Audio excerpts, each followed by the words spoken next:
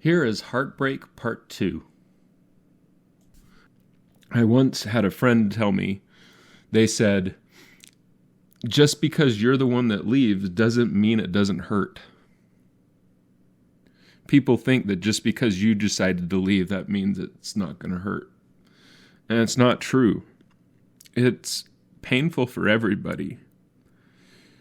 I think the reason that it's painful for everybody has a lot to do with why, when we're asking those questions, like how could they leave me, and what does that mean about me if they don't want to be with me anymore, or they chose to do something in our relationship that we don't understand?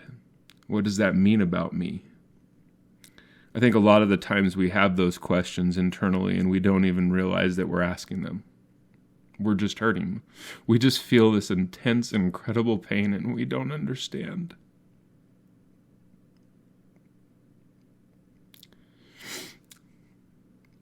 I think the reason that it's so painful is because heartbreak and relationship is so closely linked to our identity and our self-validation and our value and the way that we look at ourselves. Because we put ourselves out there, and it's like, if this person that isn't my family, if they can love me, then that must mean that there's something about me that's good. There's something about me that's desirable. And if this person doesn't want me after they get to know everything there is to know about me, what does that mean? How can I possibly be anything other than something less than it? Why else would they go? I thought about how to express this to my friends and the people I've been talking to. The short answer is that it's often not about you. I know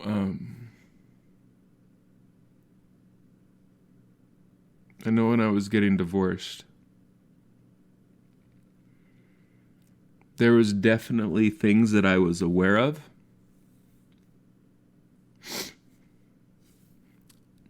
Things that I knew why I was struggling. But there was a lot of my decisions that didn't have anything to do with her. A lot of my decisions were me in a space of pain. And because I was feeling pain, I made decisions and choices that I wouldn't make when I'm not in that state, when I'm not feeling that way. We do a lot of crazy things to avoid pain. I know personally, I'm grateful for that pain because of the growth it's spurred me to. I've had growth that I wouldn't have had if it wasn't for the pain that I'd gone through. Yet, at the same time, I regret the pain that my pain has caused others. I still care about those people. I still feel connected. I think I'll always feel tied to them, no matter what. I don't think there's anything wrong that you feel connected to people throughout your life. I think you reach a point where that pain of no longer being with them diminishes to the point that you have room to go out and run at that brick wall again.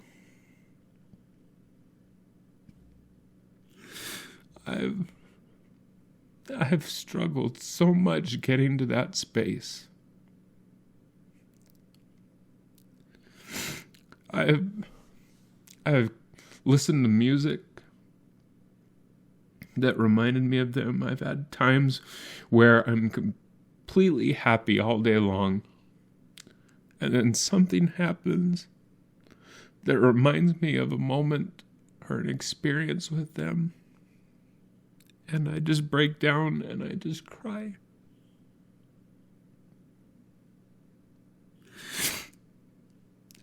My I was watching the Hobbit series with my girls, and there's this incredible romance that goes in this show, and this woman is crying, and she says, "If this is love, I don't want it. Take it from me. I can't handle this. I can't handle this pain." And she turns to this man and she says, "Why does it hurt so much?" And he looks at her and he says, "Because it was real."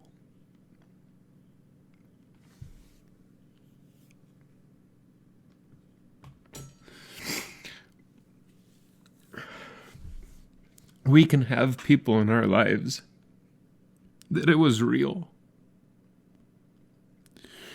that we had these incredible, amazing moments with them, and we've had this incredible pain because things are no longer as they used to be. And sometimes that can be confusing.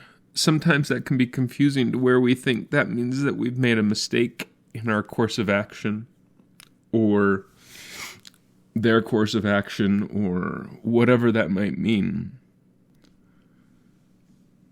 The truth is, it may be that we've made the wrong choice. But if it's meant to work out, it will. I really believe that. I believe that there is a greater power, God, the universe,